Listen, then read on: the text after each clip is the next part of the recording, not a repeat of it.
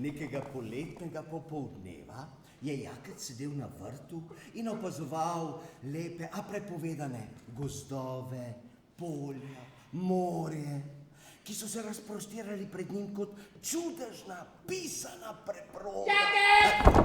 Kaj delaš? Nič, tata. Nič! Kako si drzneš? Ti mali, smrdljivi kupček! Lenobe! Kako si boš ti delal? Nacepi drva za štedilnik. Ampak tetki vroče je. Vroče? Kaj pa spakajoče? Hladno mi je in prijetno. A prijetno mi je in hladno. Čeprav vse sam naredim. Kaj si rekel? Nič.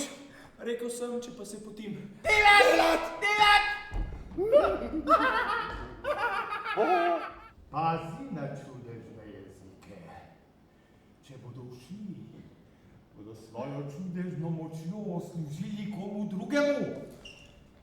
Kogar najprej srečajo, naj bo hraščali drevo. Čudežni tenki jeziki obdarijo silno močjo. Na tem drevesu še cveta ni bilo nikoli kaj šele. Sadeža! Okusna velika preska. Lepotica! Zrela je. Vsaka polovica. Ja.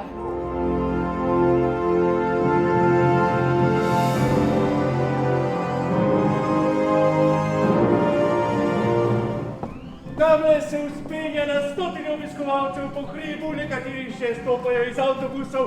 Upam, da me sploh slišite, da me letajo helikopteri. Iz njih je razgled prav gotovo najboljši. Če imala srečo, se je z vami vrat! Pazi,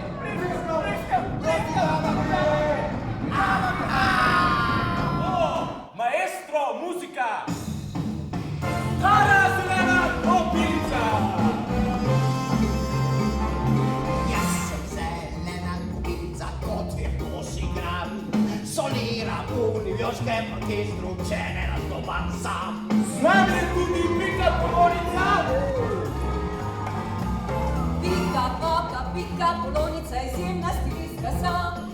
Kdor na modo se spozna, ve, da sem umetnica. In ste deževni! Moja koža je kot svila, reklame snimam na TV.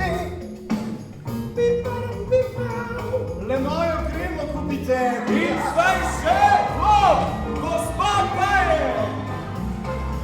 Najtanjše niti predem, vejo vsi. Nič več, zdaj sem mojstrica za močne ladijske vrti. In še nadalje stoga! In zdaj ploskate s nogi, poznajo meste kosti krugi. Na zgodovino mene nastopala, pred mojih čevljev to ni šala. Najprej ste opazili, da so moji prijatelji že. Mogoče se sprašujete, zakaj so